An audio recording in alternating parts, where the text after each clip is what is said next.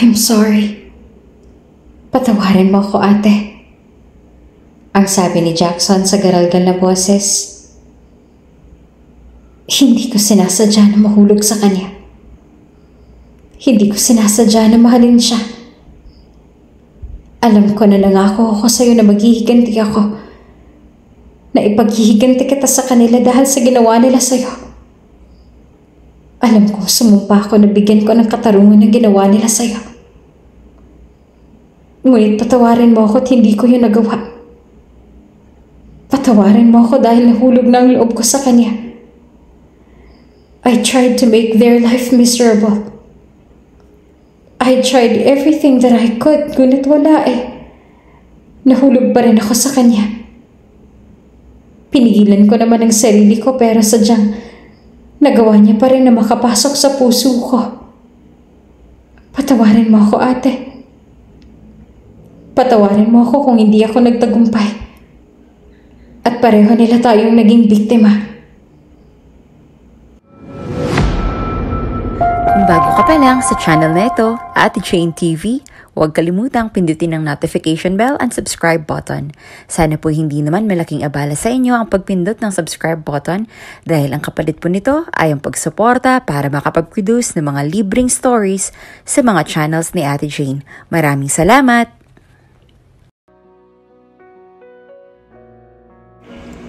Jackson, kumain ka na ba? Iyon ang binungad na tanong ni Beatrice sa kanyang asawang si Jackson na makita niya ito na pumasok sa loob ng kanilang bahay. Mukhang pagod na pagod pa ito mula sa trabaho. Hindi siya nito sinasagot at basta na lang na nalampasan na para bang hindi siya nito nakita. Gusto mo bang kumain? Nagluto ako para sa'yo. Wika pa ni Bea habang nakasunod sa kanyang asawa na ang turing sa kanya ay isa lamang hangin. I'm not hungry. Ang malamig na sagot ni Jackson at napatigil siya sa pagsunod nang muli itong magsalita. I'm tired. Bukas mo na lang kukulitin. Pinagmasdan na lamang ni Bea ang asawa na nagpatuloy sa paglalakad palapit na sa hagdan. Hindi man lang siya nito nilingon at tuloy-tuloy lang na umakyat doon. Malungkot ang kanyang mga mata at ang kanyang dibdib ay nanikip. Ngunit nagawa niya pa rin ang umiti nang lumapit sa kanya si Mang Kanor, ang personal driver ng kanyang asawa. Kumain na po kasi si Sir kanina, ma'am. Kasama niya po yung bidang babae ron sa bagong pinag-uusapang movie na pinapalabas ngayon, si Miss Carrie. Paliwanag sa kanya ni Mang Kanor. Ganun ba? Opo, ma'am. Halata sa mga mata na matanda na maging ito ay nalulungkot para kay Bea. Alam nilang lahat kung gaano kabuti na asawa si Bea para kay Jackson na kahit gaano pa kalamig ang pakikitungo ni Jackson sa asawa ay hindi ito nagsasawa sa pag-aalaga at pag-intindi sa binata. At kahit batid nilang lahat na nasasaktan at hirap na rin si Bea ay nagagawa pa rin ito ng umiti at umakto na para bang ayos lang ito. Kayo po, tay. Gusto niyo po ba na kumain? May niluto po ako. May munting ngiti sa labi ni Bea habang nakatingin kay Mang Kanor. Madami-dami rin kasi ang kanyang niluto dahil akala niya ay kakain si Jackson. Masasayang lang yon kung hindi kakainin. Kumain na pa naman din ang mga kasambahay nila pero marami pa rin ang tira. Nako, busog pa po ako, ma'am. Kaso mukhang masarap pong niluto ninyo. Amoy na amoy ko kaya nagutom po ulit ako. Pwede po bang kumain? Mukhang nakakatakam po ang amoy ng niluluto niyo eh. Napangiti si Bea ng malaki dahil sa sinabi nito. Oo naman po, tay. Pinasunod niya si Mang Kanor sa kanya patungo sa kusina at agad niya itong pinaghandaan ng kanyang niluto. Masaya naman siya dahil tila nagustuhan ni Mang Kanor ang niluto niya. Nako, ang sarap! Mas masarap pa nga sa pagkain sa labas eh. Nag-thumbs up pa sa kanya si Mang Kanor. Tiyak ako na magugustuhan ni Sir Jackson tong luto niyo kung matitikman niya po ito, ma'am. Talaga po. Kung ganun, ipagtitira ko po siya para makakain siya kung magugutom siya mamaya. At kahit walang kasiguraduhan kung titikman nga ba ni Jackson ang niluto niya ay nagtabi pa rin si Bea para kay Jackson. Mahigit 2 taon na silang mag-asawa ni Jackson. Ang kanilang naging kasal ay parehong hindi nila kagustuhan. Yun lamang ang tanging gusto ng kanilang mga magulang para pagbuklurin ang kani-kanilang kumpanya at mas lalong gawin na makapangyarihan. Unang araw pa lamang nagpasasama nilang dalawa ay malamig ng pakikitungo sa kanya ni Jackson. Ni hindi nga siya nito magawang tingnan. Para bang meron siyang nakakahawang sakit at hindi siya nito mahawakan. Ni simpleng paglapit sa kanya ay hindi magawa. Ganun pa man ay umaasa si Bea na baka pwedeng mag-work ang pagsasama nilang dalawa. Gusto niya na mag-work ang kanilang kasal dahil batid din niya na iyon ang gusto ng kanyang ama na mangyari. Patuloy na umaasa si Bea na darating ang araw at matututunan din siyang mahalin ni Jackson at masusuklaan din ito ang pagmamahal at alaga na ibinibigay niya. Jackson, saan ka pupunta? Tanong ni Bea nang mamataan ang asawa na pababa ng hagdan. Seth, ang naging tipid nitong sagot. Hindi ba doon ka palang galing kahapon? Nag-aalangan ng boses na tanong niya. Napansin naman ni Bea na tila napapadalas ng pagpunta roon ni Jackson. Isang executive producer ang kanyang asawa at nagmamay-ari rin ng malaking kumpanya. Ngunit sa tingin ni Bea ay hindi naman kailangan na lagi na lang nandoon si Jackson dahil hindi naman itong nag-aasikaso ng buong movie production. Yes, ang maikli at walang gana na sagot ni Jackson. Napatango na lamang si Bea. Gusto niya pa na magtanong tungkol sa kung anong sadya nito at laging nasa set, ngunit hindi niya na lang tinuloy. Pero maaga ka bang makakauwi mamaya? I don't know. Mga anong oras ka kaya makakauwi mamaya? I'll wait for you. Anong gusto mong ulam mamaya? Ipagluluto kita. Bakit ba ang dami mong tanong? Uuwi ako dito kung kailan ko gusto. Pwede ba tigilan mo na yung pag-iinarte mong ganyan? Nakakairita na. Nagbaba siya ng tingin dahil sa hiya at takot na nararamdaman.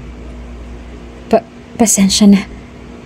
Hindi na ulit ito nagsalita, ngunit inis pa rin ang itsura na niligpasan siya nito. Malungkot na lamang na pinagmasdan ni Bea ang asawa na naglakad paalis. Ang kanilang mga kasambahay na nakita ang lahat ay napailing at buntong hininga na lamang. Ang iba ay nagbubulungan pa. Iha, anong gusto mong iluto namin para sa hapunan? Tanong sa kanya ni Manang Fe. Ang kasambahay na unang araw pa lang mula nung maging mag-asawa sila Jackson ay sa kanila na nagtatrabaho. Hindi niyo na po kailangan na magluto para sa akin ay wala po akong ganang kumain sa ngayon. Mag-order na lang po ako kung magutom man ako mamaya. Sagot niya na may maliit na ngiti sa labi. Hindi niya na hinayaan na makapagtanong pa ulit si Manang Fe at nagpaalam na siya dito. Dumiretso siya sa kanyang art room at doon ay nagpalipas ng oras. Tuwing nalulungkot siya ay ginagawa niya lang na libangan na yung pagpipinta. Bawat dampe ng kanyang brushstroke sa canvas ay tila dinadala rin siya sa kanyang pininta at ang sakit na kanyang nararamdaman ay nawawala. Hanggang sa lumubog ng araw at lumitaw ang buwan, ay nananatili si Bea sa loob ng kanyang art room. Sa totoo niya na hindi niya na malaya ng paglipas ng oras at sa kanya lamang napagtanto na gabi na pala noong makaramdam na siya ng kalam ng kanyang sikmura. 8:00 na pala ng gabi at mula kaninang umaga hindi pa siya kumakain.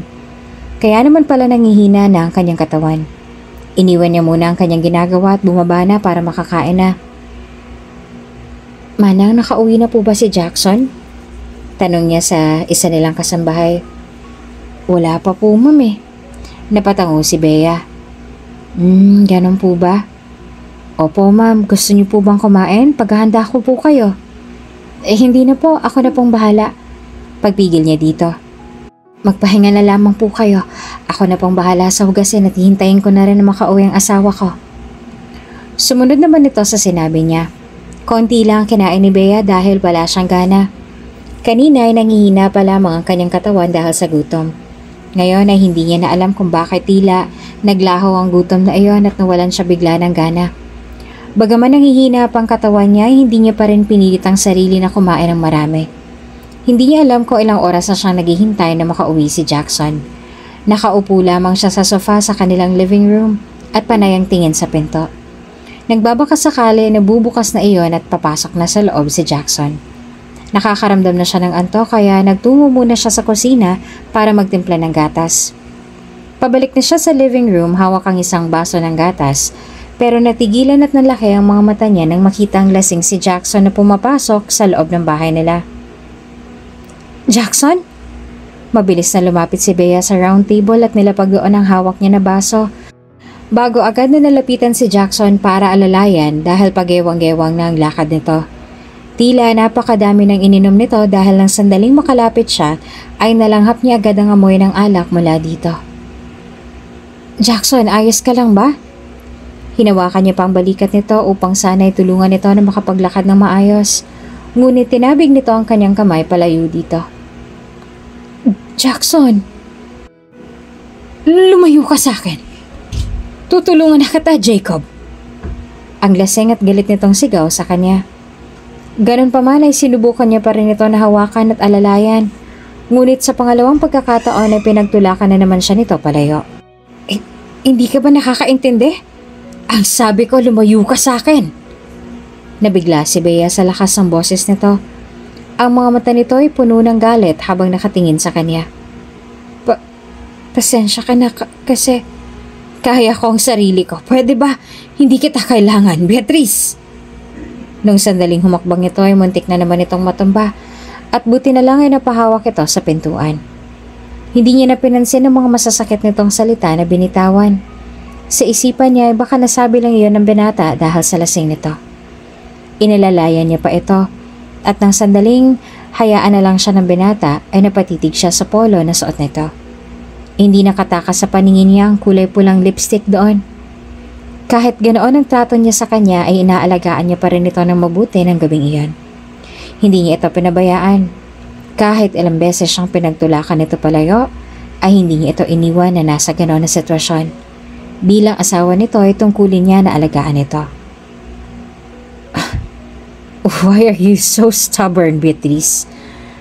Ang lasing at mahinahong tanong sa kanya ni Jackson habang hawak ang kabila niyang pisngi at pinupunasan niya naman ang katawan nito na natapunan ng tubig kanina dahil sa pagpupumiglas nito noong pinainom niya ito ng tubig.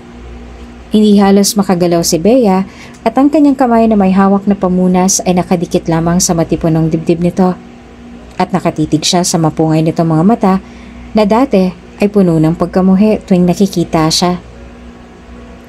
Why are you so difficult? Mariin siyang napalunok habang si Jackson ay dahan-dahan na pinikit ang mga mata. Kasabay nun ay ang pagdaos-dos ng kamay nito na nakahawak sa kanyang pisngi. Nang gabing yon ay hindi siya umalis sa tabi nito.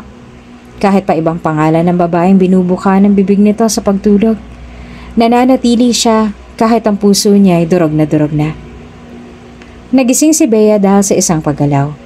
Nangimulat niya ang kanyang mga mata ay agad na bumilis ang tibok ng kanyang puso dahil nagtagpo agad ang mga mata nilang dalawa ni Jackson na noon ay nakaupo na sa kama.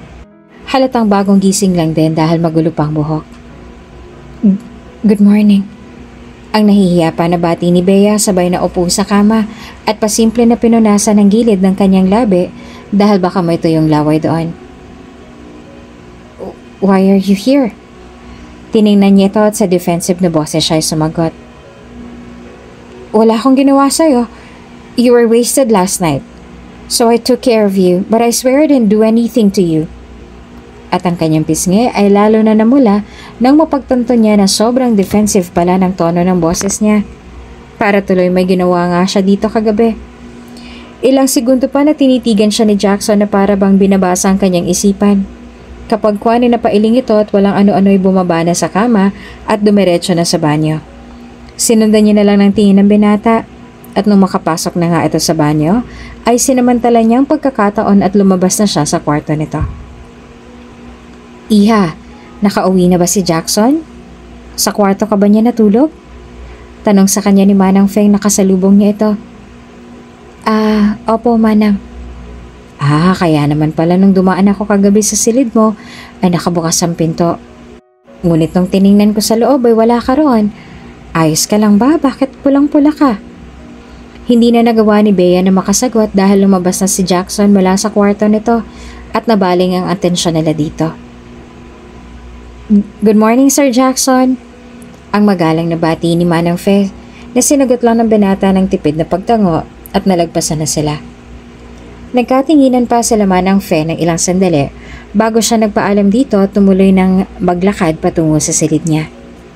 Isang linggo mula nang malasing ng labis ang binata, ay napansin niyang mas napapadalas ng pagpunta nito sa movie set at ang pag-uwi nito ng late at lasing. Sa bawat pag-uwi nito ay lagi itong may lipstick stain sa damit na hindi niya alam kung galing ba sa parehong babae o iba-iba. Gustuhin ba ni Bea na questionin ang pag-uwi nito ng laseng ay hindi niya ginawa dahil wala naman siyang karapatan para gawin iyon kahit pa mag-asawa sila. Aalis ka?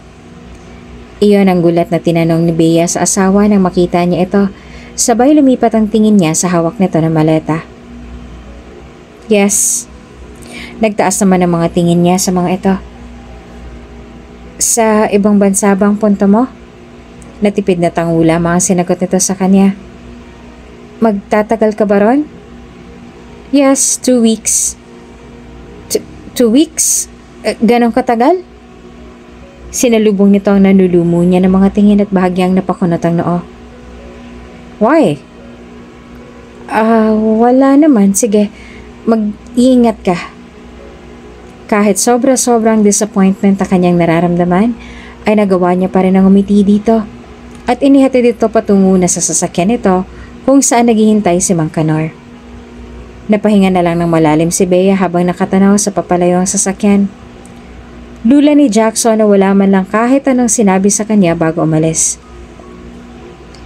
Sa ibang bansa po bang punta ni Sir, Ma'am Beatrice? Tanong sa kanya ng isa sa 5 nilang kasambahay. Opo. Malungkot niya namang sagot. Hindi po ba malapit na rin ang birthday ninyo? Hindi niyo naman po ba siya makakasama mag-celebrate? Tanong ulit nito na sinagot niya naman ng malungkot na tango. Tsak po ako na magagalit na naman si Don Peregrine. Yun na nga po Sagot niya sabay buntong hininga. Pero ipapaliwanag ko na lang sa aking ama. Batid ko na mas mahalaga ang trabaho ni Jackson. Ang akala ni Beatrice ay makakasama niya ito sa kaarawan niya sa susunod na araw. Ngunit aalis na naman pala ito. Noong nakaraang birthday niya ay wala rin ito dahil umalis din ito ng bansa. Sa bawat event naman ay hindi nagsiselebrate ang binata na kasama siya. Lagi itong umaalis at lagi naman siyang umaasa na babalik ito at magsiselebrate ng kasama niya. At pag walang binata sa kanyang tabi sa oras ng mga mahahalagang okasyon, ay nagagalit ang kanyang ama dahil iniisip nito na iniiwan lamang siya ng kanyang asawa. Ngunit pinapaliwanag naman ni Bea na dahil lamang yon sa sobrang busy ni Jackson sa trabaho. At ngayon nga ay hindi niya alam kung anong palusot na naman ang kanyang sasabihin. Pakiramdam ni Bea ay niyurakan ng kanyang puso sa sakit nang makita niya sa internet ang picture ni Jackson. Kasamang bidang babae sa movie na pinagkakaabalahan nito at kumakalat pa ang rumor na baka ay dating daw ang dalawa. Dahil kapansin-pansin ang pagiging malapit ng dalawa. At dahil sa wala nakakaalam sa kasal nila ni Jackson, maliban sa kanilang mga magulang at taong malalapit sa kanya, ay todo suporta ang mga tao sa dalawa. Sumapit na lang ang araw ng kaarawan niya ay hindi man lang siya nakatanggap ng kahit isang message mula sa kanyang asawa. Ngunit ayon sa sekretary nito, hindi naman daw ito busy. Happy birthday, Bea! Happy birthday, Beatrice! Masaya na bati at kanta sa kanya ni Rafael. At dalawa niya pang mga kaibigan na sina Daisy at Sunny nang sandaling mabuksan niya ang front door. May hawak si Rafael na cake na may nakasinding kandila.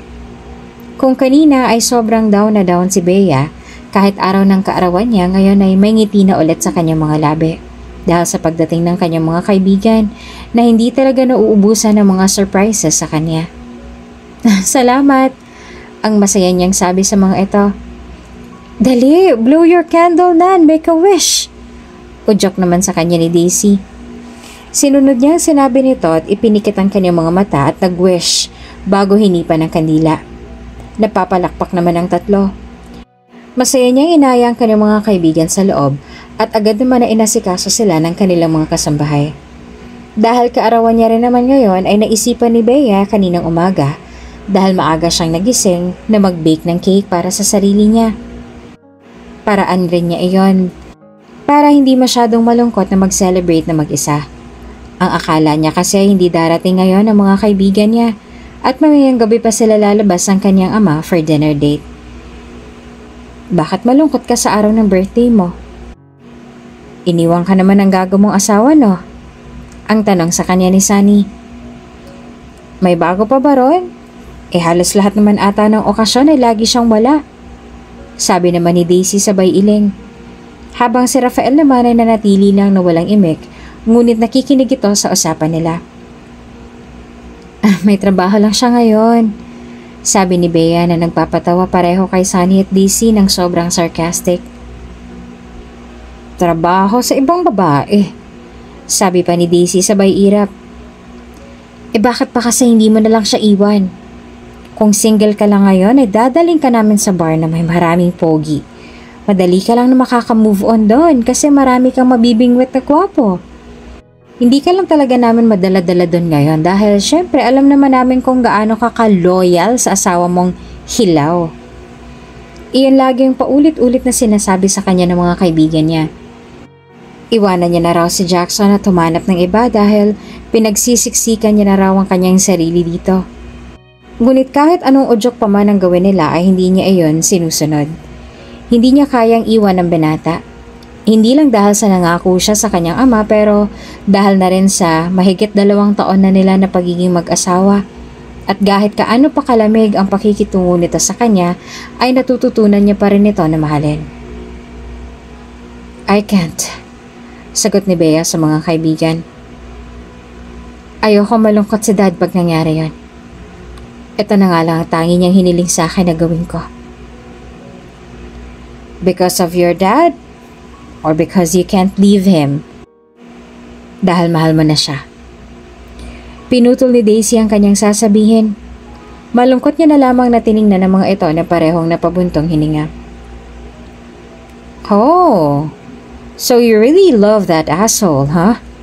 Sabi naman ni Sunny. Let's stop with that topic. Awat sa kanila ni Rafael. Today is Bea's birthday. Let's stop talking about her husband and allow her to enjoy her day. Hay, oo nga. Wag na nga tayo negative thinker. Sang-ayon naman na ni Sunny. Magpakasaya ka ngayong araw, Bea. You deserve to be happy. Nandito lang kami para samahan ka. Inom tayo mamaya? At laking pasasalamat naman ni Bea dahil hindi na ulit nila binanggit ang pangalan ng kanyang asawa at sinamahan na lang siya na mag-celebrate ng kanyang birthday dahil sa kanyang mga kaibigan ay napuno ng ingay at halakhak ang laging tahimik nilang bahay. Bea, nasa bahay niyo ba ikaw ngayon? Iyon ang bungad na tanong sa kanya ni Daisy nang sandaling masagot niya ang tawag nito. Wala, papunta ako ngayon sa office ni Jackson. Bakit? Tugon niya. Kasalukuyang nasa backseat siya ni Mang Kanor, ang driver ng kotse na sinasakyan niya. What? Pupunta sana kami sa bahay ninyo. Sa lakas ng boses ni Daisy ay nalayo niya sa kanyang tenga ang cellphone niya dahil baka mabingi siya. Ha? Bakit? Anong gagawin niyo ron? I've got a set of new Uno cards. Lalaruin sana natin. Pero ano palang gagawin mo sa office ni Jackson? Nagluto kasi ako ng lunch for him. Sabi kasi ng sekretary niya sa akin ay sobrang busy daw ngayon ni Jackson sa trabaho kaya hindi na siya nakakakain ng maayos. Paliwanag niya at napabuntong hininga naman si Daisy. The kilang wife again. Sarkastiko ang tono ng boses nito sabay buntong hininga ng malalim. O siya, alam ko naman na hindi ka namin mapipigilan dyan. Ingat ka, bukas na lang. Bukas na lang kami pupunta sa bahay ninyo, maglaro tayo. Nagpaalam na rin si Bea at pinatay na ang tawag. Hindi maalas ang ngiti sa kanyang mga labi hanggang sa makarating sila sa kumpanya ni Jackson. Excited na siya na mapatikim kay Jackson ang niluto niya na paborito nito, na ngayon niya lang talaga na perfect ang lasa. Jackson is going to love this. Iyon ang nasa isip ni Bea na lumabas siya mula sa sasakyan at naglalakad papasok sa building patungo sa floor kung nasaan ang opisina ni Jackson.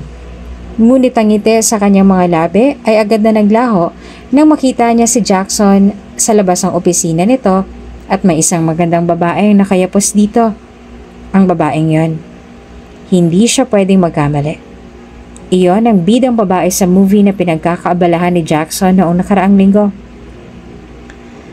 I know you're gonna miss me, ang malambing na sabi ng babae kay Jackson. Why don't you spend the night with me again, Last week was nice and wild, wasn't it? Yes, it was. Sagot naman ni Jackson sa mababang boses. I miss your body on mine. Nanubig ang mga mata niya at natakpan niya rin ang kanyang bibig gamit ang isang kamay nang tumingkayad ang babae at pinagdikit ang labi nilang dalawa ni Jackson na agad na namang tinugon ng kanyang asawa. Nakapulupat pa ang braso nito sa bewang ng babae. Napaatras na lamang si Bea at nanlabo ang kanyang paningin dahil sa kanyang luha. Hindi niya na makaya na makita ang dalawa na ganon kaya humakbang ulit siya paatras bago tuluyang umikot at tumakbo palayo. Sakto naman nakakabukas lang ng elevator nung nasa tapat na siya nito at puno ng pagtatakang mukha ng isang babae na lumabas doon nang makita siya. Hindi naman iyon pinansin ni Bea at humakbang na siya papasok sa loob. Doon ay hinayaan niya na bumuhos ang kanyang mga luha. Oh, ma'am, ang bilis niyo naman. Hindi na natapos si Mang Kanor ang sasabihin ng sandaling makita ang luha sa kanyang mga mata.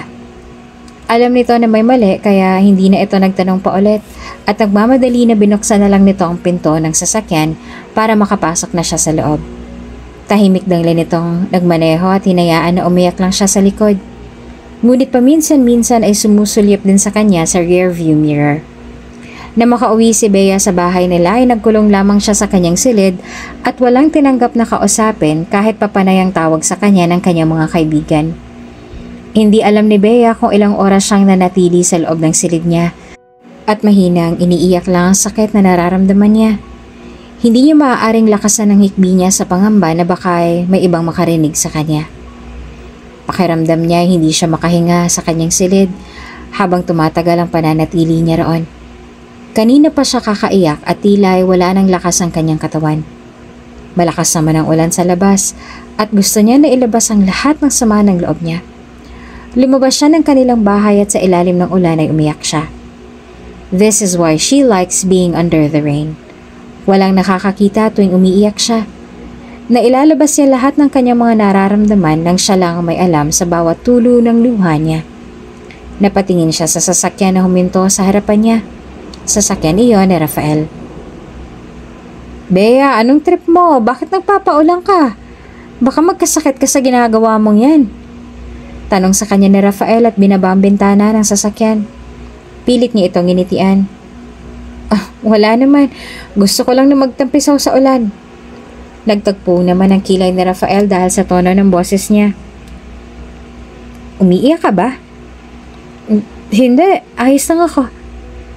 At hindi na nga naniwala si Rafael sa sinabi niya. Alam nito na may mali. Kaya hindi alintana ang lakas ng buhos ng ulan o kung mabasa man ang suot nito. Lumabas ito ng sasakyan at malaking hakbang na nilapitan siya. Nang makalapit sa kanya, ay doon ito mas napatunayan na umiiyak siya kaya walang ano-ano'y agad siya nitong hinila pabagsak sa dibdib nito.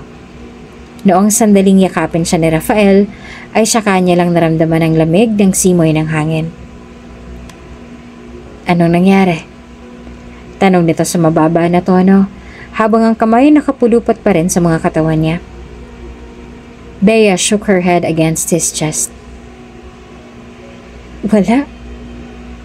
Walang nangyari. Umiiyak pa rin ang sagot niya sa dibdib nito. Huminga naman ng malalim si Rafael. Batid nito ang totoo. Kahit hindi man sabihin ni Bea ang totoo sa kanya, ay alam ni Rafael na ang asawa na naman nito na si Jackson ang dahilan ng pag-iyak nito.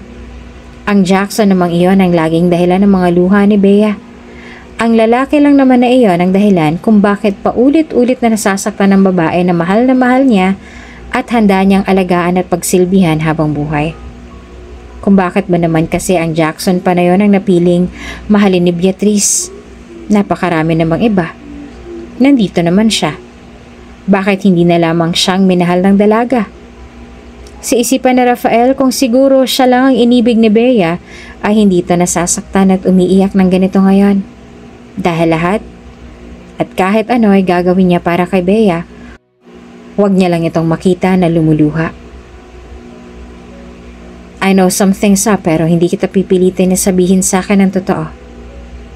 You can cry all you want. I'm just here. Ang pagpapagaan pa ni Rafael sa loob ng dalaga. Mas lalo naman na dumami ang mga luha ni Bea at humigpit din ang yakap niya sa binatang si Rafael. Bakit ang sakit pa rin? Alam ko naman simula pa lang na hindi niya ako mahal. Bakit nasasaktan pa rin ako na makita siya na may kasamang iba? Una pa lang ay alam naman na ni Bea na hindi siyang tinitibok ng puso ni Jackson. Batid niya na darating ang araw at makakahanap ito ng babaeng mamahalin. Ngunit ang sakit-sakit pa rin pala sa puso. Ang hindi alam ng dalawa, habang nasa ilalim sila ng ulan at ang yayakapan, ay nakatanaw sa kanila si Jackson. Nakatagis ang panga at madilim ang mukha. Kinaumagahan nga matapos iyon ay sobrang sama ng pakiramdam ni Bea. May lagnat siya kanina nung chinek niya sa thermometer. Ganun pa man ay kailangan niya na bumangon dahil naka-day off ang lahat ng mga kasambahay nila ngayon sa kadahilan ng Sunday ngayon at nasanay siya na tuwing Sunday ay siyang naghahanda ng para sa kanilang dalawa ni Jackson. Sa katunayan, noon ay inaabang-abangan niya ang pagsapit ng linggo dahil sa araw na ito ay napipilitan si Jackson na kainin ng anumang ihanda niya para sa kanila at sa araw rin tulad nito, mas feel niya ang pagiging asawa para dito. Pero ngayon ay hindi siya masaya. Bukod sa masakit pa ang kanyang dibdib dahil sa nasaksihan niya kagabi, ay sobrang sama rin ang kanyang pakiramdam dahil sa lagnat. Dumaan si Bea sa living room at hindi niya napansin na andun pala ang binatang si Jackson. Nakaupo sa mahabang couch at pinagmamasdan siya. Saka lamang ito napansin ni Bea nung magsalita si Jackson. Get me coffee and bring it to my office. Sabay tumayo ito. Sige, sandali lang. Sagot niya sa mahina naman na boses. Hindi na ulit nagsalita si Jackson at naglakad na papunta sa hagdan. Siguro ay tutungo na ito sa office nito at kahit hindi pa maganda ang pakiramdam ni Bea ay nagpatuloy na siya sa paglalakad patungo sa kusina at hinanda ang kape na para kay Jackson.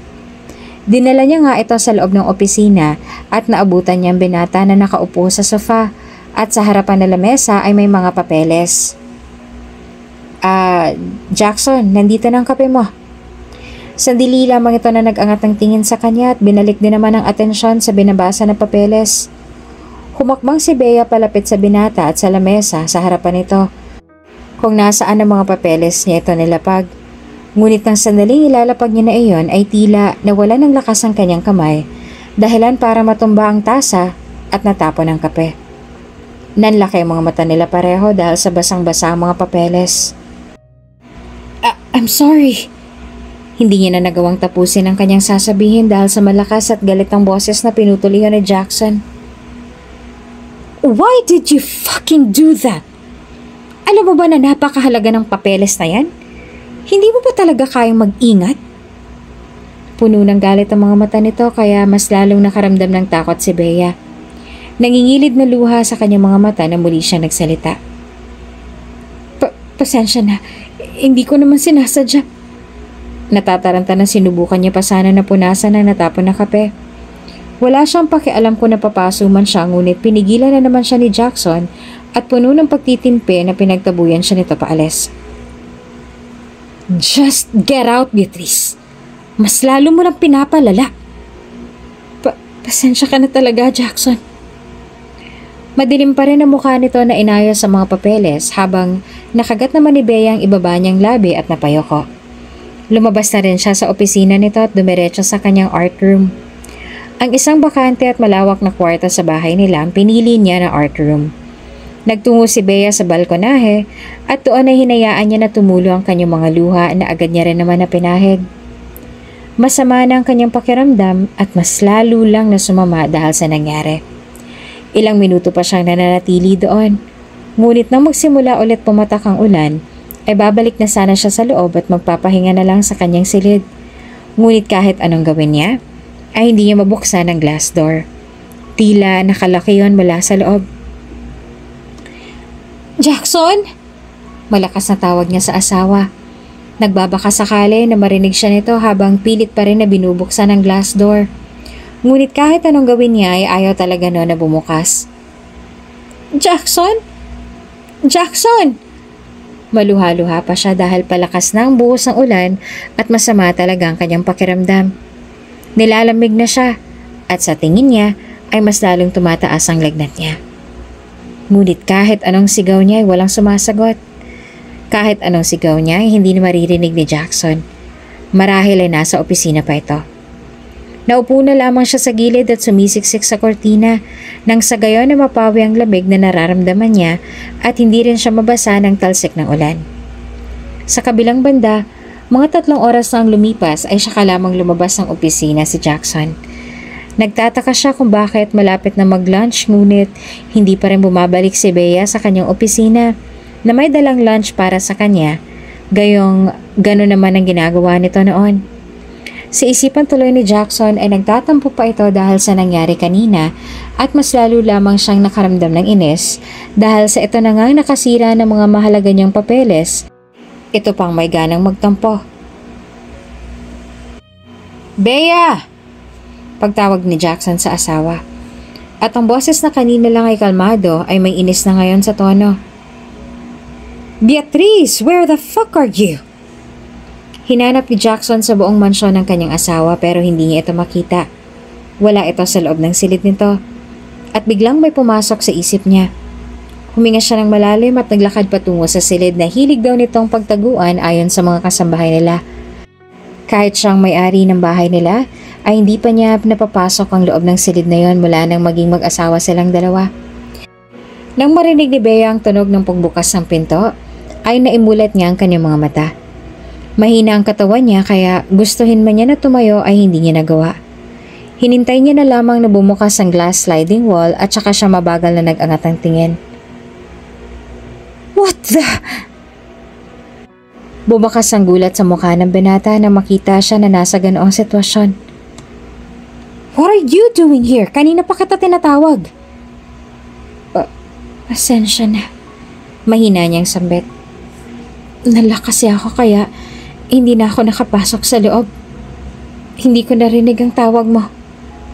Nagtagpo naman ang mga kilay nito. What's wrong with you?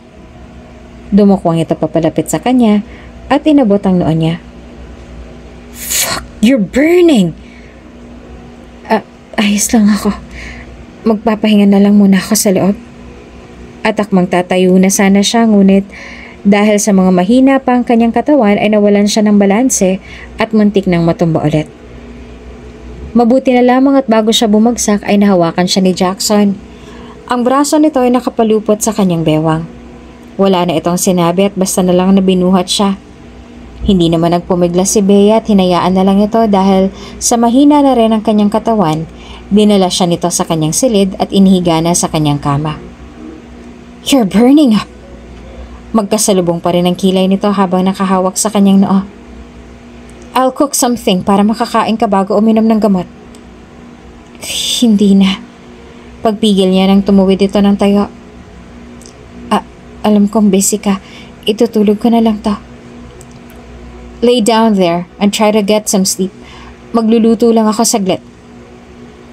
Kahit pilit man ni Bea sabihin sa binata na hindi niya nito kailangan alagaan, deep inside her, masaya siya sa pag-aalaga nito sa kanya.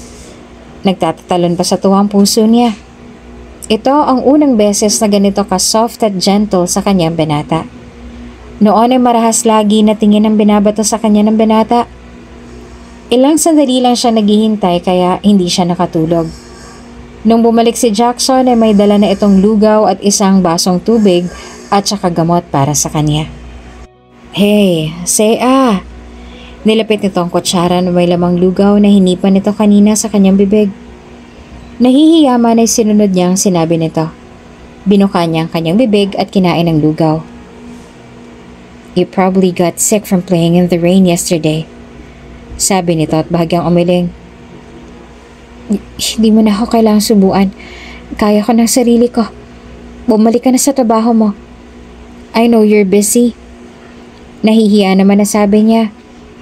Kahit gaano pa niya kagusto na alagaan siya ng binata, ay ayaw niya naman na maabala pa ang pagtatrabaho nito. Just eat and get some rest after you take your medicine. Ang tangi nitong sinabi at pinagpatuloy ang pagsubo sa kanya. Matapos niyang kumain ay pinainom siya agad nito ng gamot at saka sinabihan na magpahinga bago ito muling lumabas ang kanyang silid. Ang akala ni Bea ay hindi na ulit babalik sa loob kaya laking gulat niya nang pumasok ulit ito sa loob. Dahil sa nung pumasok ito ay nakapikit na ang kanyang mga mata dahil pinipilit niya na nga na matulog.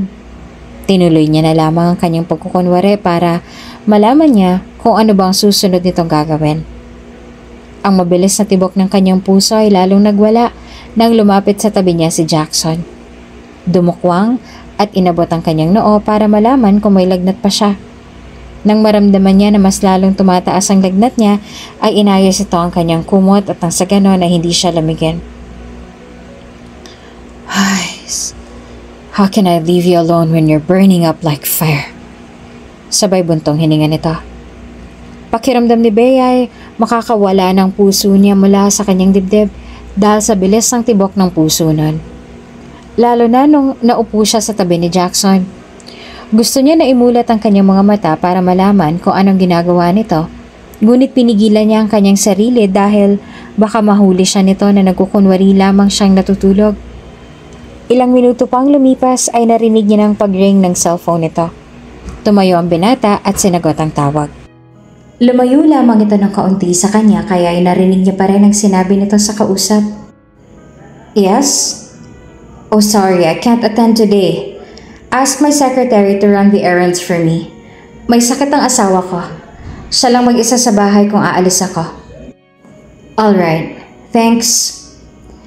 At ang mga luha niya ay babagsak na dahil iyon ang unang beses na nirefer siya nito as asawa.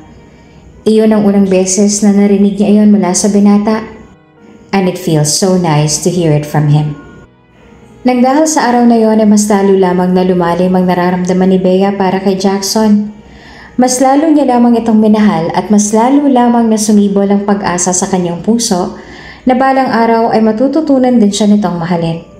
Malaking pasasalamat niya sa binata dahil sa ginawa nitong pag-alaga sa kanya at walang araw naman na hindi iyon bukang bibig niya sa kanyang mga kaibigan. Seriously, Beatrice? Hindi ko alam kung ilang beses mo nang nabanggit sa amin ang himala ng asawa mo. Ang naiiling na sambit sa kanya ni Daisy. Oo nga, sang-ayon naman ni Sunny. Aba, nananawa na kami sa pangalan ng gagong yun. Andito sila ngayon sa isang coffee shop dahil inaya siya ng mga ito kanina na lumabas para raw makapaglibang naman siya at hindi laging nasa bahay niya lang siya. Napanguso naman si Bea sa sinabi ng mga ito nang si Rafael ay napapailing at nangiti na lang sa kanila. More on dahil sa uri ng panguso ni Bea. Alam namin na mahal mong lalaking yon. Panimula ulit ni Sunny. Pero sana ay maalala mo na malabong pareho kayo ng nararamdaman. Just because he was nice to you doesn't mean he loves you too. He was being nice to you that day because he was worried you'd die in his care. Ouch! Talagang sakit naman ang sinabi nito. Look, sinasabi namin sa iyo to hindi dahil gusto ka naming saktan sa katotohanan. Sinasabi namin sa iyo to dahil ayaw namin na umasa ka sa wala. At ikaw lang din naman ang masasaktan sa huli. Nagbuntong hininga pa si Bea sabay tango. Alam ko naman yun eh. You know that Jackson isn't a good husband to you, so don't expect him to reciprocate the love that you give him. Saad naman ni Daisy na parehong sinang-ayunan ni Sunny at Rafael. Matapos nga nila na gumala ay umuwi na rin kaagad si Bea sa kanilang bahay dahil baka nakauwi na rin si Jackson at hanapin siya nito. Gusto niya na sa bahay na lang siya sa oras na hanapin siya ng asawa. Gusto man ni Bea na pigilan ang kanyang nararamdaman para sa asawa ay hindi niya nga magawa. Araw-araw niya naman na pinapaalala sa kanyang sarili na hindi sila pareho ng nararamdaman. At kung hahayaan niya lang na mas lalong lumalim ang kanyang nararamdaman, ay siya lang masasaktan sa huli. Ngunit sadyang ang kanyang puso ang ayaw magpapigil. Isang gabi, lasing na umuwi sa kanila si Jackson. Mga bandang 3:00 na yon ng madaling araw. At batid ni Bea na mas maraming nainom kesa nakaraan na paglalasing nito. Sa araw na yon ay sakto naman na hindi si Bea makatulog dahil hindi siya dinadalaw ng antok. Kahit ano pang gawin niya. Kaya inalalayan niya pa ang binata. Wala siyang alam sa dahilan kung bakit ito naglasing ng ganoon. Why are you so beautiful, huh? Ang lasing na tanong ng binata habang nakakulong ang kanyang mukha sa mainit nitong palad. Ang mapupungay nitong mga mata ay diretsyo na nakatitig sa kanya. Pumanik na tayo sa loob ng kwarto mo para makapagpahinga ka na. Sabi niya dito at inaalalayan nito na muling maglakad papasok sa loob ng silid nito. Ngunit ganoon na lamang ang gulat na naramdaman ni Bea nang bigla na lamang siya nitong tinulak sa dingding at kinulong siya sa mga bisig nito. Jackson! Maraming emosyon ang naglalaro sa mga mata nito habang nakatitig pa rin sa kanya. You're making everything difficult. Even my plans have become difficult to fulfill because of you. Hindi niya masyadong napagtutuunan ng pansin ang sinabi nito dahil mas iniisip niya ang kamay nito na lumalandas mula sa kanyang bewang pataas. Kahit pa may suot siyang damit sa dinadama nito, ay ramdam na ramdam niya pa rin ang init ng palad nito na nagpapanginig sa paghinga niya. Jackson, ang nauutal na tawag niya sa binata. At tila nagustuhan naman ng binata ang kanyang reaksyon. Jackson leaned in closer to her ears and he whispered, Why are you acting so alluringly right now? You're not just making my plans too hard. You're also making something else hard.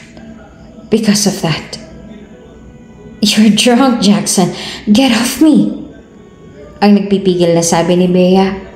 Ngunit sa halip na tumigil ay mas lalo lang nito na nilapit ang sarili sa kanya. Her back was pressed firmly against a cold, rough wall, the feeling of its texture sending shivers down her spine. Jackson positioned himself with one hand, trapping her. His other hand glided down her body. At ang isang binti nito ay nasa pagitan na ng kanyang hita. Napasingha pa si Bea ng hipan at bahagyang kagatin nito ang kanyang tenga. Gustuhin man ni Bea na itulak ito palayo sa kanya ay hindi niya nagawa. Lalo na nang ilayo ni Jackson ang mukha mula sa tenga niya at tumitig sa labi niyang bahagya pang nakaawang. Puno ng pagnanasa ang mga mata nito, kaya mas lalong nanghina si Bea. Nung sandaling sakupin nito ang kanyang mga labi ay hindi na siya nagpumiklas at tinugon ang halik nito. Tell me to stop if you don't like this. Because once I start, I will not stop even if you beg me to. At hindi niya na nga ito pinigilan. Hinayaan niya na may mangyari sa kanilang dalawa. Nang araw na yon, ay binigay niya ang kanyang sarili sa binata ng walang pag-aalinlangan. At iyon din ang pangalawang beses na naging sobrang gentle sa kanya ng binata. Habang nag-iisa ang kanilang mga katawan, pakiramdam ni Bea, kahit papaano ay may nararamdaman din para sa kanyang binata.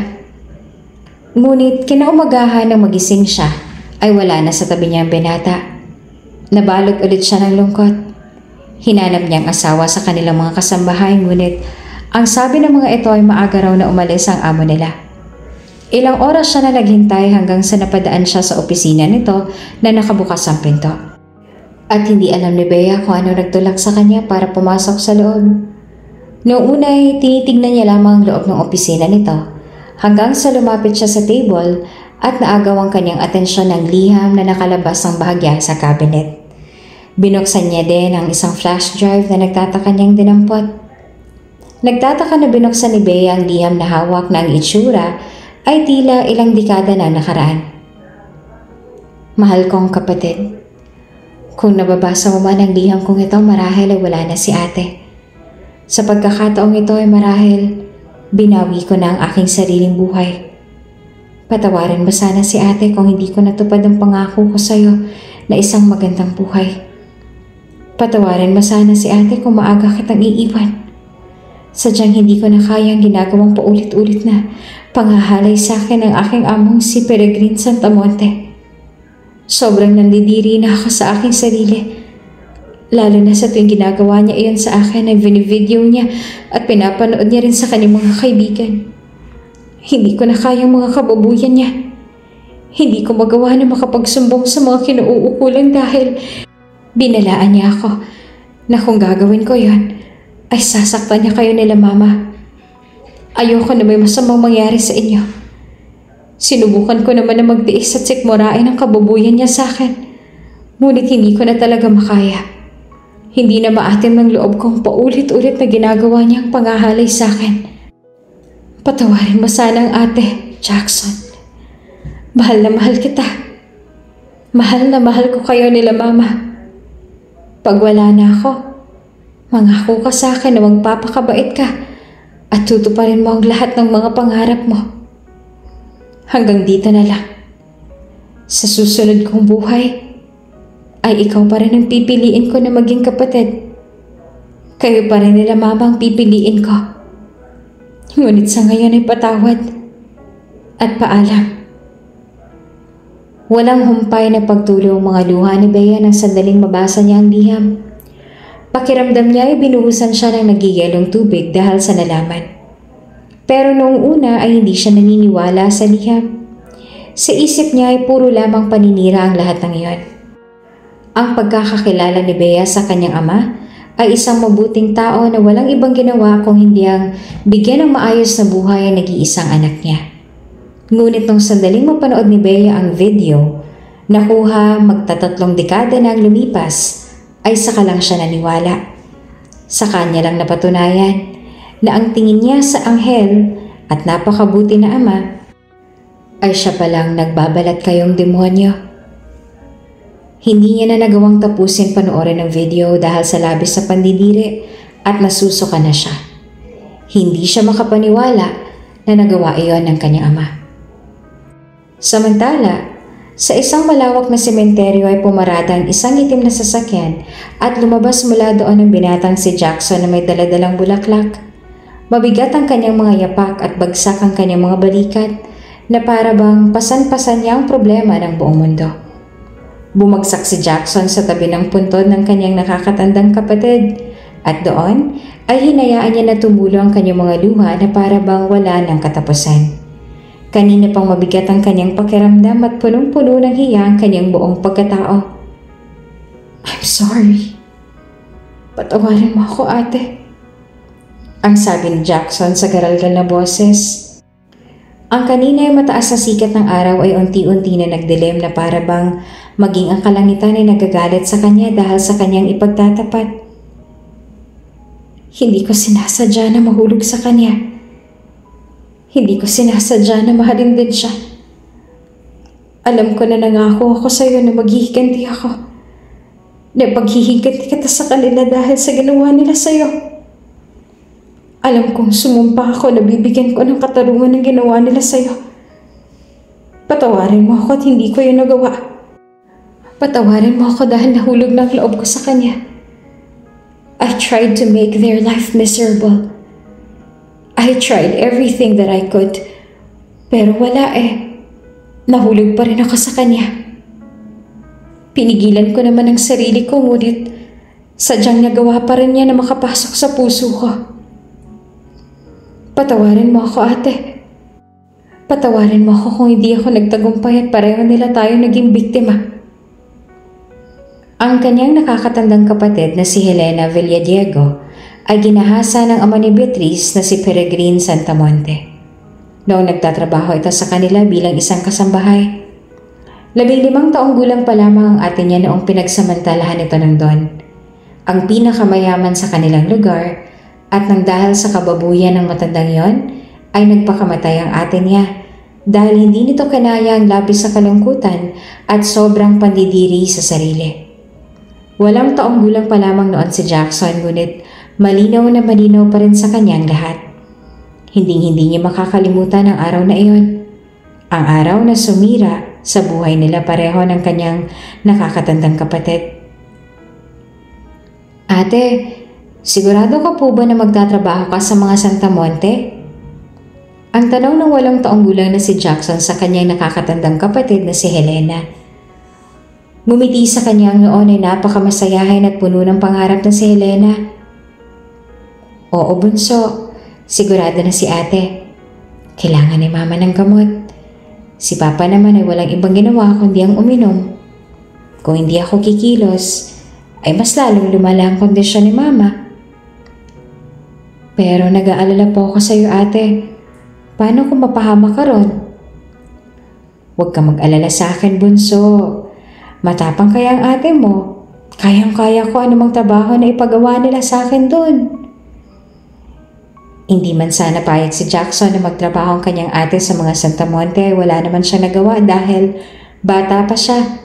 At tama naman si Helena na kung walang kikilos sa kanilang dalawa, ay mas lalong lalala ang kalagayan ng ina nila.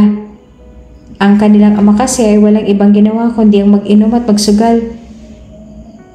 Mag-iingat ka po doon, ate, ha? Ang pakiusap na lamang ni Jackson sa kapatid. Oo naman. Pangako, magtatrabaho lang ako doon. At kung malaki na ang sahod ko, ay mabibili ko na lahat ng gusto mo. Kahit anong pagkain pa yan, ay mabibili ko na para sa inyo ni Mama. Sa unang linggo ng pagtatrabaho ng kanyang ate sa mga Santa Monte, ay tila maayos naman ang lahat. Maayos naman daw ang pakikitungo ng mga ito sa ate Helena niya. Sa tuwing umuwi ito sa kanila ng gabi, ay may dala ito na pagkain dahil binigyan daw ito ng mabait na don. Kaya nagpakakampante naman ang kanyang ina. At masaya rin si Jackson dahil maayos ang pakikitungo nila sa kanyang ate.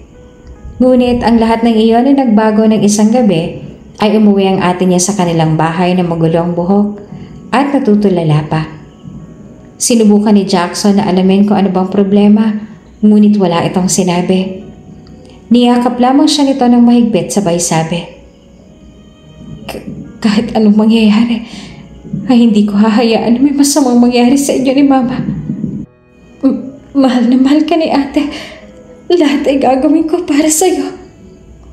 Nagkaroon ng masamang kutob si Jackson dahil sa napapadalas ang uwi ng kanyang ate ng sobrang gulong buhok at tila ay sobrang pagod na pagod. Ngunit wala naman itong kahit anong sinasabi sa kanila. Kahit anong gawing tanong ng kanilang inay, wala itong sinasabi.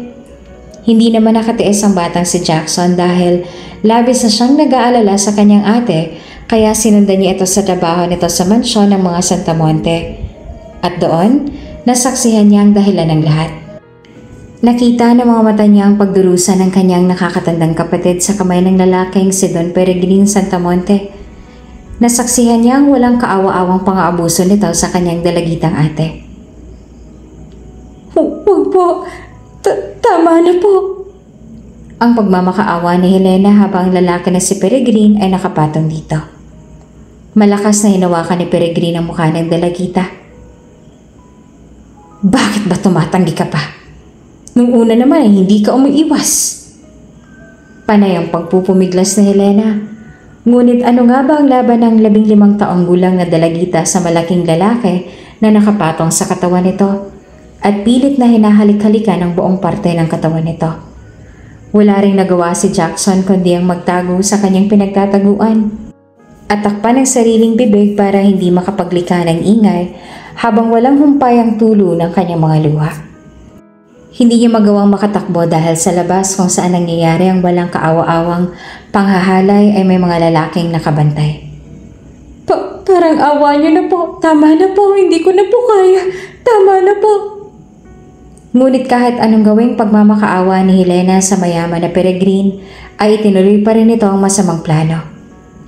Pinagsamantalahan pa rin ito ang kawawang dalagita ng paulit-ulit at ang dalagay walang ibang nagawa kundi ang umiyak at magmakaawa na lamang. Ang lahat ng iyon ay kitang-kita ng dalawang mata ni Jackson.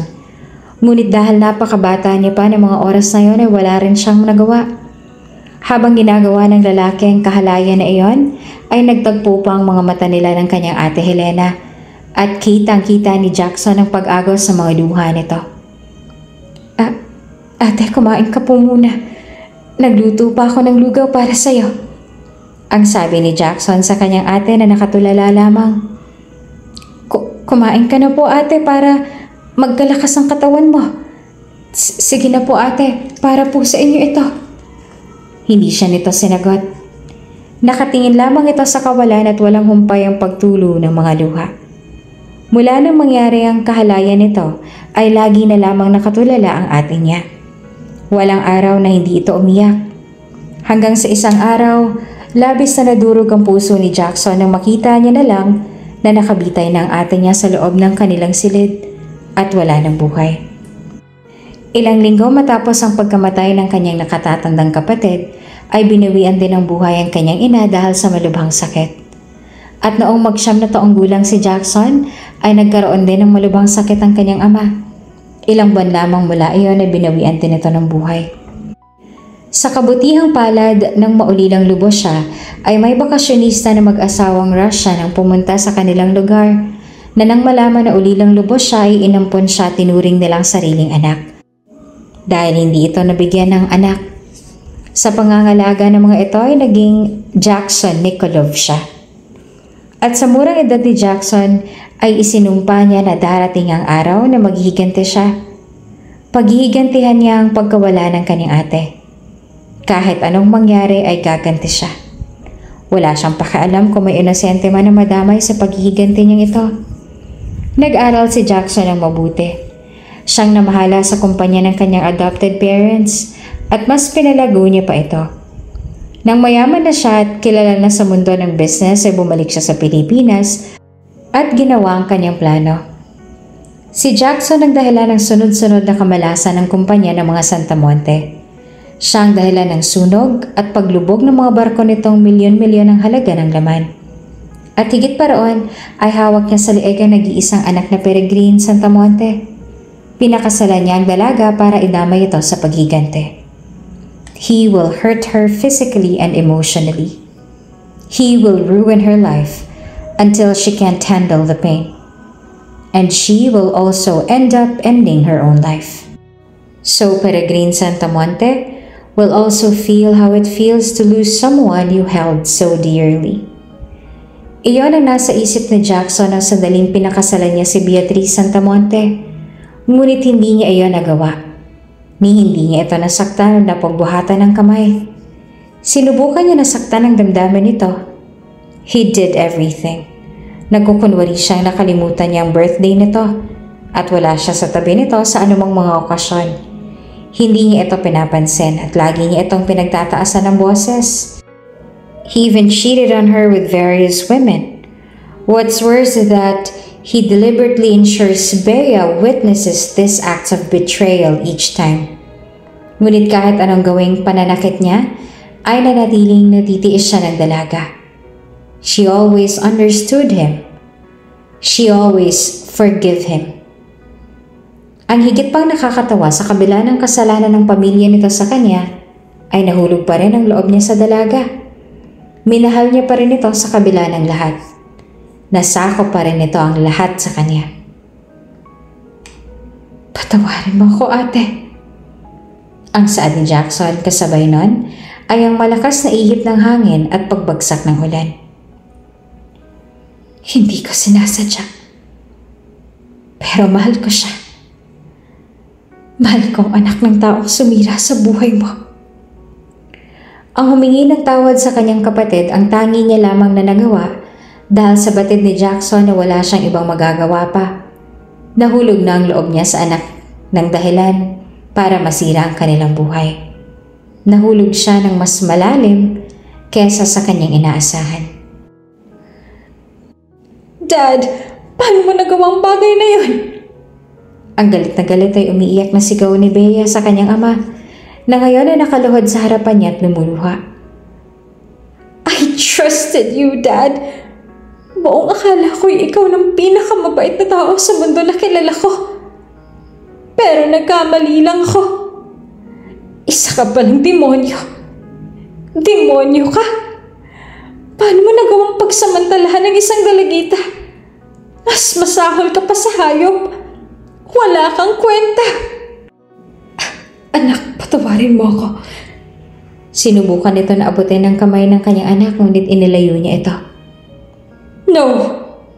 Huwag mo akong hahawakan. Wala akong amang hayop. Nandidiri ako sa'yo. Anak, alam ng Diyos kung gaano kita kamahal, Dad.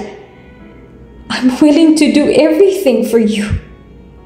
Pinakasalan at minahal ko ang kapatid ng batang babaeng binaboy mo. Pinahal ko siya ng higit pa sa pagmamahal sa sarili ko. Ngunit hindi ko alam kung anong mukha pang ihaharap ko sa kanya. Dahil sa ginawa ninyo. nang dahil sa kababuyan ninyo. Puno ng galit ang kanyang mga mata habang nakatingin sa kanyang ama na patuloy pa sa paghingi ng tawad. Nandidiri ako sa'yo. I feel so embarrassed that you're my father. Na lumaki akong ikaw ang ama ko. Mahal na mahal ni Bea ang kanyang ama.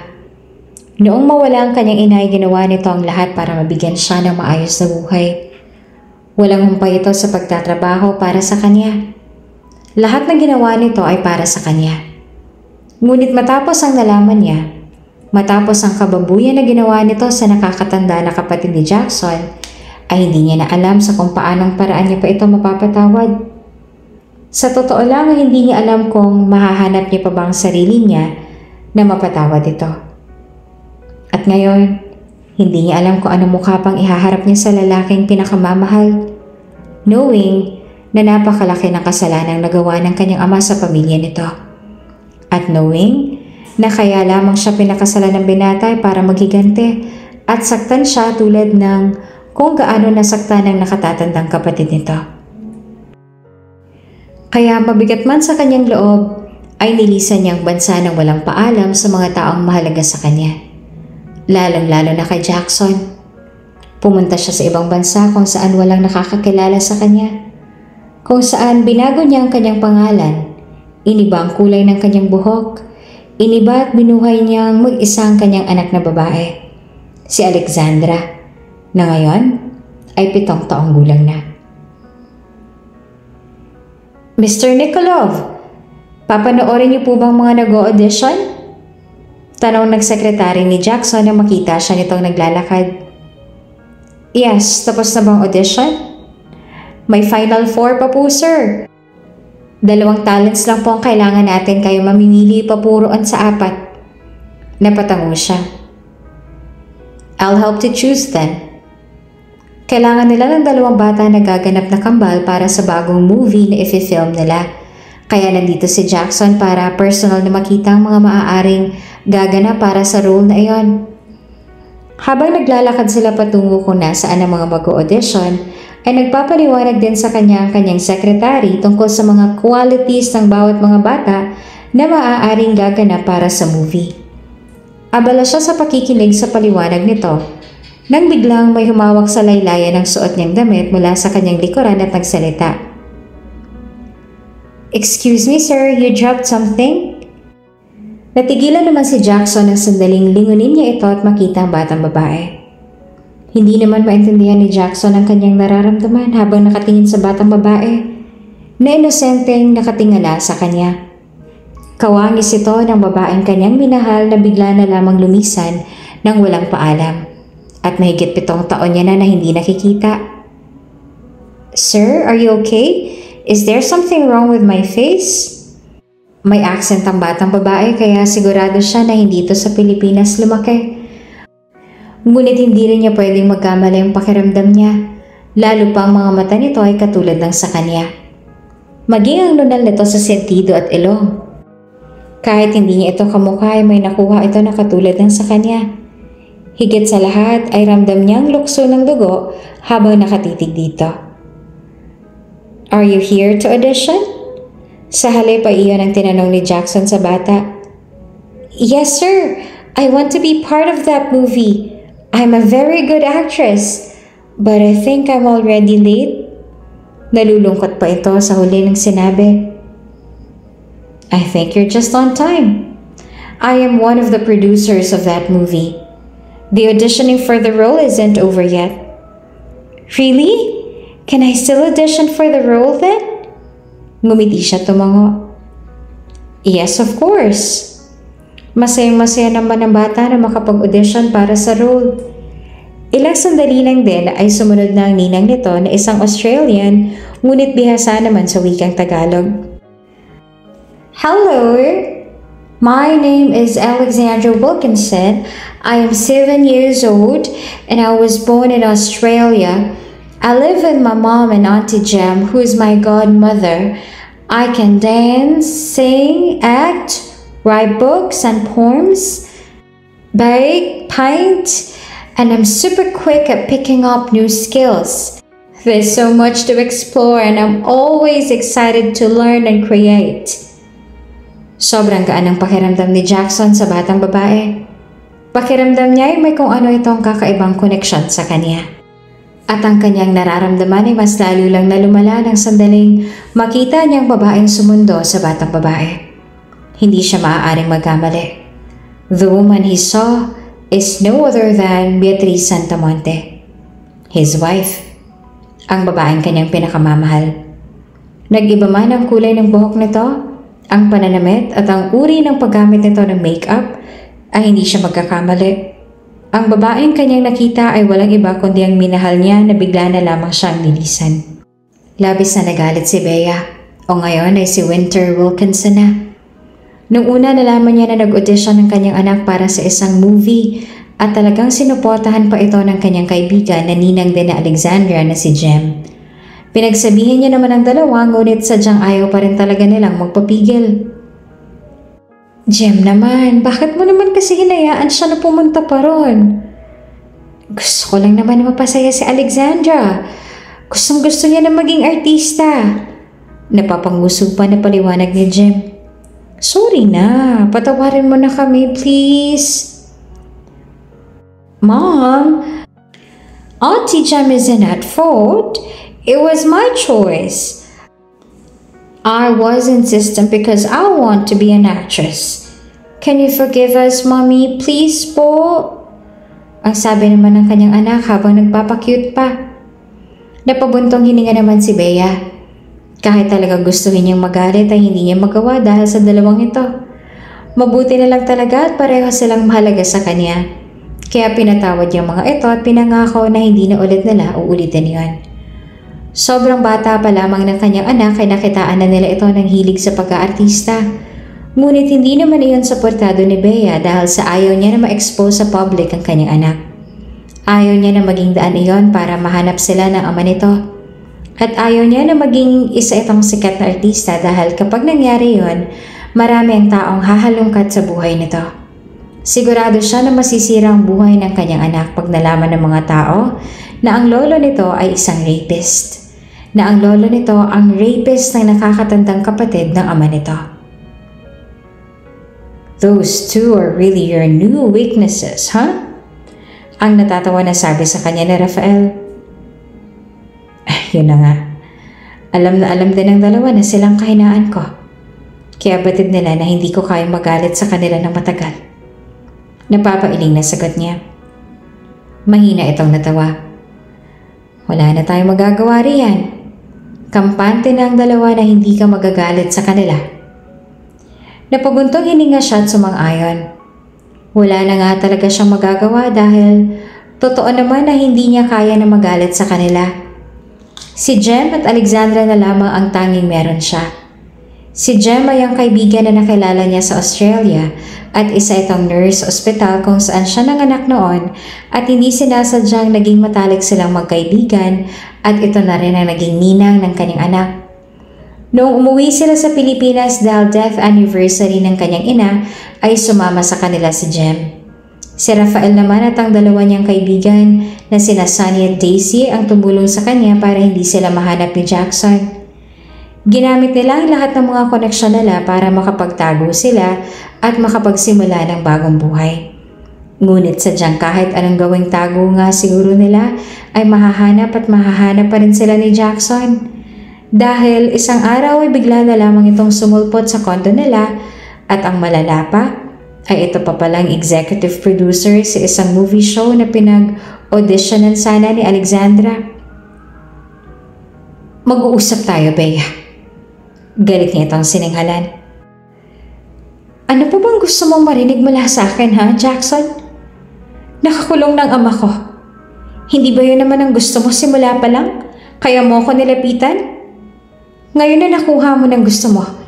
Ano pa bang gugustuhin mo? Ang bata. Anak ko siya, hindi ba?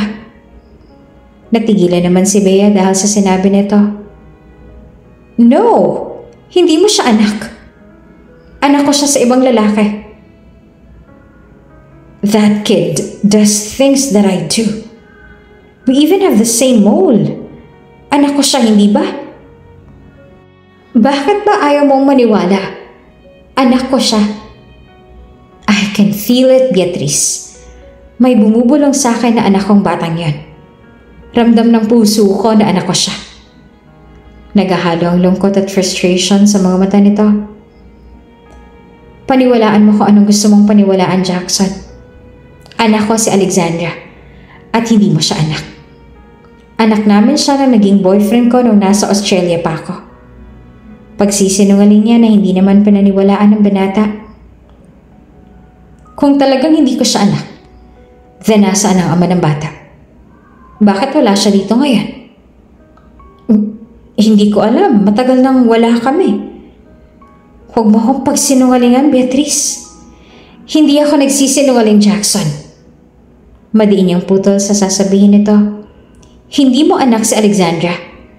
Sinasabi ko na sa'yong totoo kaya hindi ko alam kung ano pang gusto mong marinig mula sa akin. My daughter doesn't have anything to do with you. Kaya tumigil ka na nga. Tigilan mo na kaming mag-ina. At oo nga pala, ang role na binigay mo sa kanya, hindi niya na yun itutuloy. I don't want my daughter to be an actress. I don't want her to be part of that movie. But that's her dream. Bakit hahadlangan mong pangarap niya?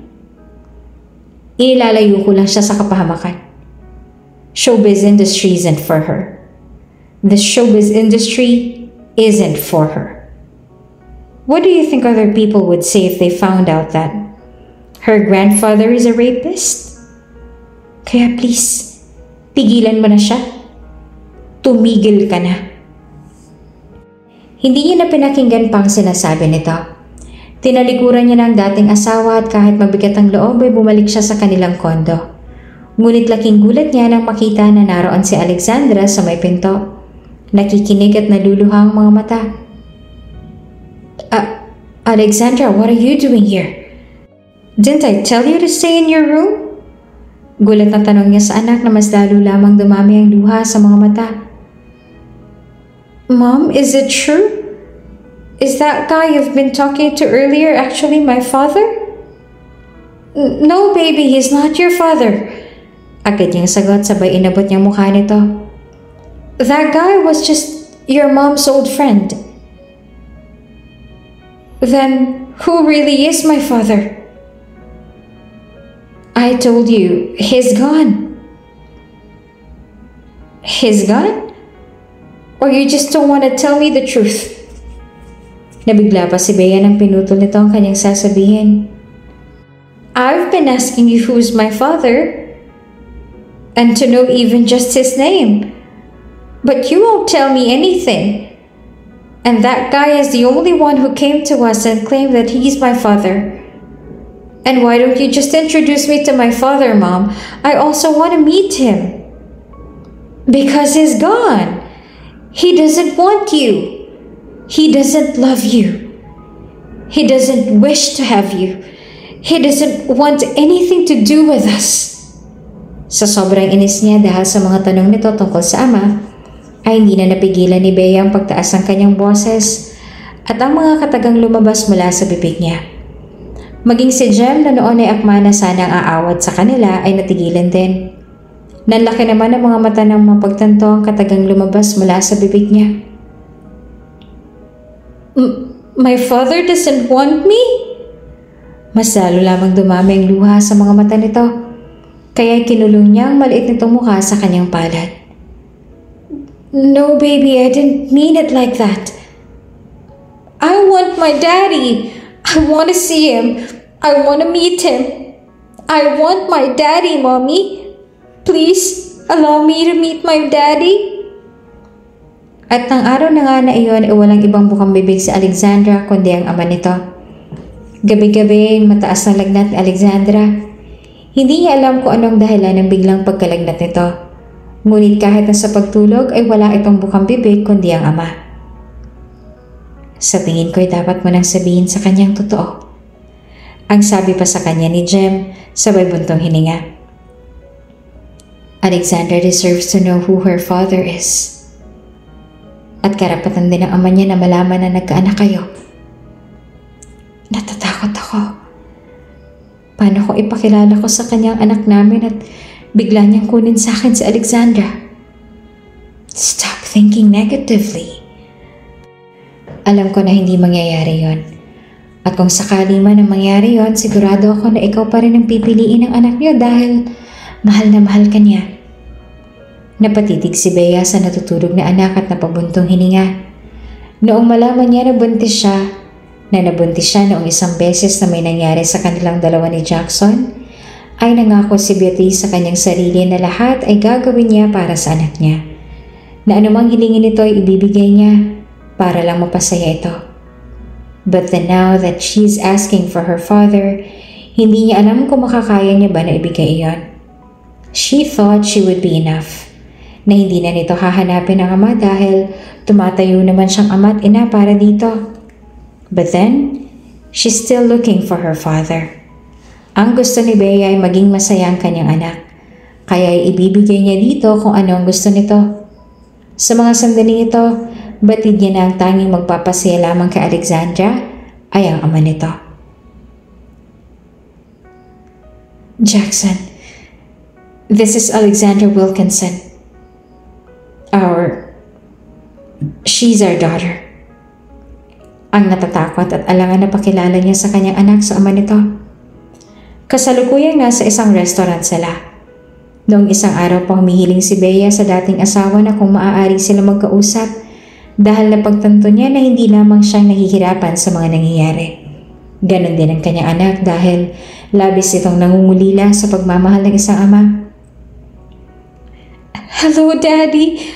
I'm your daughter. Puno ng emosyon na sabi naman ni Alexandra sa ama na ngayon ay natutulala at naluluha ang mga mata. Tumayo si Alexandra at lumapit sa tabi ng ama. You're really my daughter.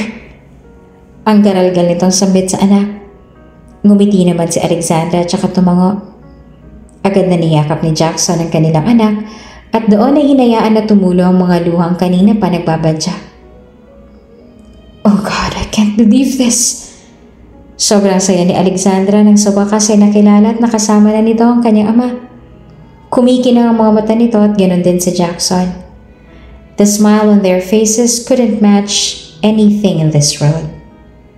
Mula nga nang malaman ni Jackson ang tungkol sa kanilang anak ay walang araw na hindi na ito bumisita sa kanilang tirahan. Araw-araw na pinaparamdam nito sa kanilang anak ang pagmamahal at pangungulila. At kahit pa natatakot pa rin si Bea ay hindi niya maitatanggi na masaya rin siya para sa kanyang anak. Masaya siya na makita itong masaya. Are you happy? Tanong sa kanya ni Rafael. Nakatayo silang dalawa sa may kusina at nakatingin sa mag-ama na naglalaro sa living room. Mabilis nga na napapalapit si Alexandra sa ama nito at ngayon ay halos ayaw na nitong mapalayo sa ama. Yes, of course. Tapat niyang sagot.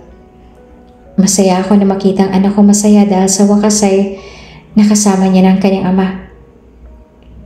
What about you? Huh? Masaya ka ba na bumalik na siya sa buhay niyong dalawa? Yes, I guess. Kahit ano naman ang gawin ko na pag-iwas sa kanya, wala rin naman ako magagawa dahil parte na talaga siya ng buhay ko. Ng buhay namin ng anak ko. As long as you're happy, seeing him back in your life is not going to be a problem. Napakahabang panahon mula na magkawalay silang dalawa ni Jackson. Napakalaki ng pinagbago nito. Hindi lamang sa physical na anyo, kundi ganun din sa pag-uugali. His way being gentle with them. Ang mga mata nito na dati puno ng pagkamuhi habang nakatitig sa kanya ay wala na. Tila isang yelo na natuluyang natutunaw ang panlalamig nito sa kanya. Mabuti itong ama. And he's treating her good, na para bang ang galit nito sa puso ay wala na. Sa 7 taon na lumipas ay marami rin ang nangyari sa kanilang mga buhay. Maraming mga nagbago. Ang kanyang ama ay matagal nang nakakulong at hanggang ngayon ay pinagdudusahan ng kasalanan na nagawa. Hanggang ngayon ay pinagsisisihan nito iyon dahil sa tuluyan na rin itong inabandona ng anak. Ang kumpanya na pinaghihirapan nito ay tuluyan na nagsara. Naging isang chef si Bea at meron siyang maliit na bakery sa Australia. Ang kanyang anak ay nasa 2 baitang na. Samantalang si Jackson ay mas lalong naging kilala sa larangan ng paggawa ng pelikula at ang kumpanya nito ay mas lalong lumago.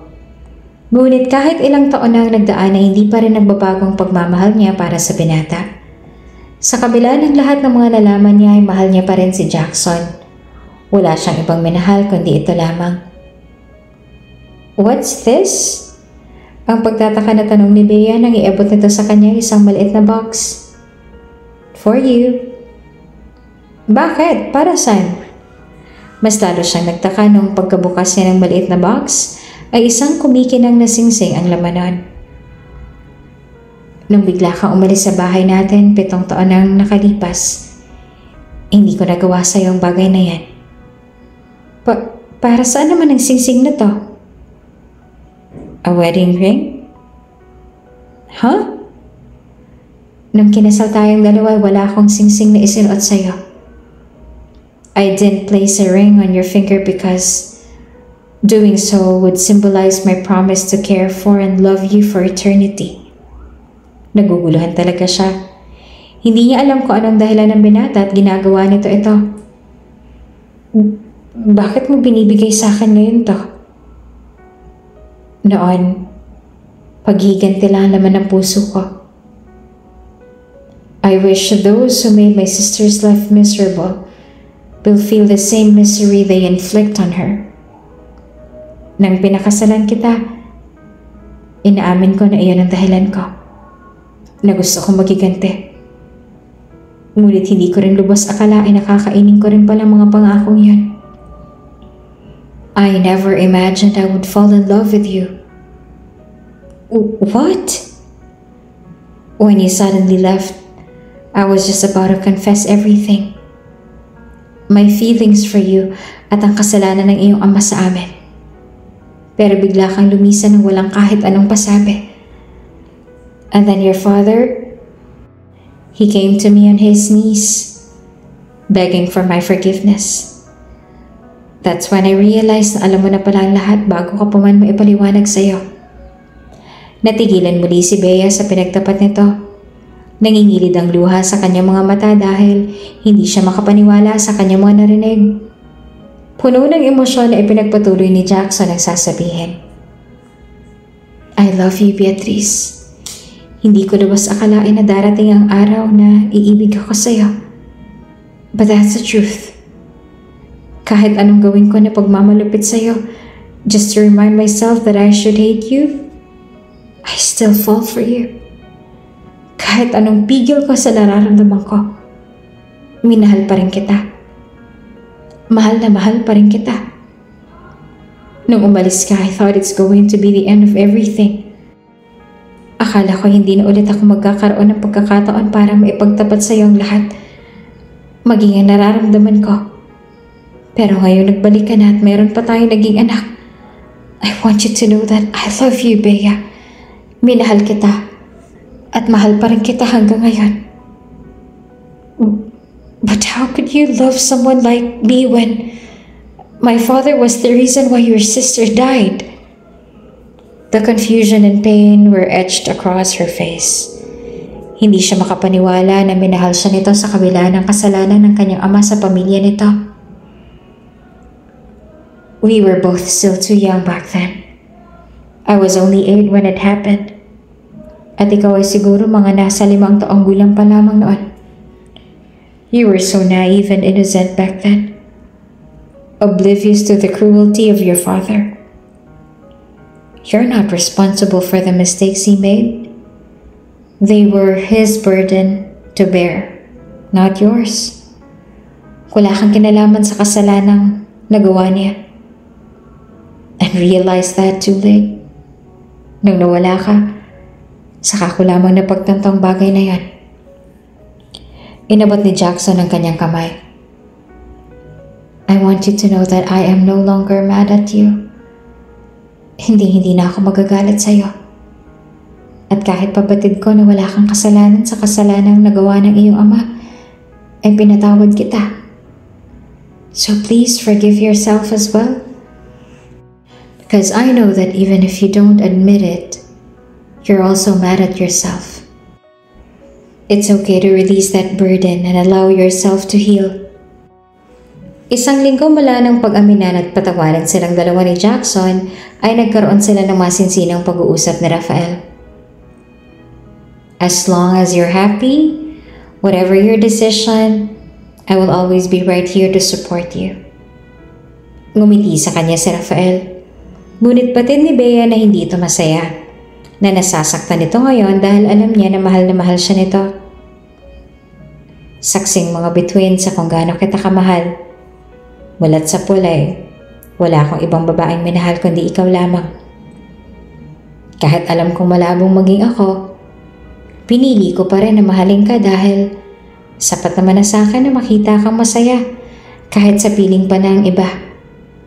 Pag-amin ito. I admit nung nagkahiwalay kayong dalawa ni Jackson, nasiyahan ako dahil akala ko may chance na ako para sa'yo.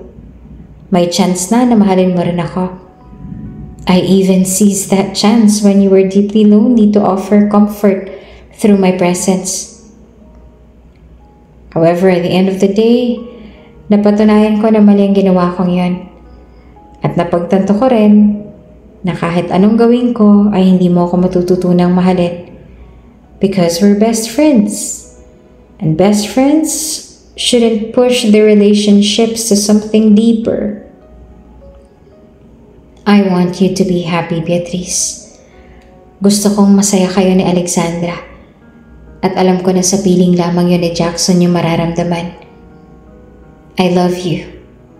And I don't want to lose you. I want us to be friends until the end. Pero sa ngayon, kailangan ko na muna magpakalayo-layo para makalimutan ko tong nararamdaman ko para sa'yo. Sa oras ng pagbabalik ko, can you promise me that you will still be there to welcome me as your best friend? Bagaman nahihirapan dahil maging siya ay nasasaktan para dito, ay nagawa niya pa rin ang umiti at tumango. Oo naman, nandito lang ako palagi. Thank you, Bea. Ngumiti ito sa kanya. Ang mga ngiti nito ay hindi naman lang umabot sa mga mata. Until we see each other again. I wish your happiness with him. Pangako, babalik ako. Unang beses na nalaman ni Bea na mahal siya ni Rafael nung sinundan siya nito sa Australia. Hindi ito umalis sa tabi niya kahit pa nang malaman nito na buntis siya. Noong down na down siya at wala siyang ibang makapitan, ay nasa tabi niya lang ito para damayan siya. Walang araw na hindi nito pinaramdam ang pagmamahal para sa kanya. At hindi naman manhid si Bea para hindi maramdaman na mahal siya nito. Sinubukan niya na suklian ang pagmamahal nito. Sinubukan niya rin na mahalin ng binata, ngunit sadyang kahit anong gawin niya ay iisang lalaki pa rin ang laman ng puso't isipan niya. Na sa kabila ng kanyang mga nalaman ay hindi na natibag ang pagmamahal niya para kay Jackson. At kahit 7 taon ang nagdaan ay hindi naglahong pagmamahal niya. Ate, itong pamilya ko. Silang madalas kong ikwento sa'yo. Ang madamdamin na pakilala ni Jackson sa kapatid nito. Andito sila ngayon sa sementeryo kung saan nakalibing ang nakatatandaan nitong kapatid. Ito ang unang beses na pumunta si Bea dito. At sa totoo lang, ay halo-halo ang kanyang nararamdaman.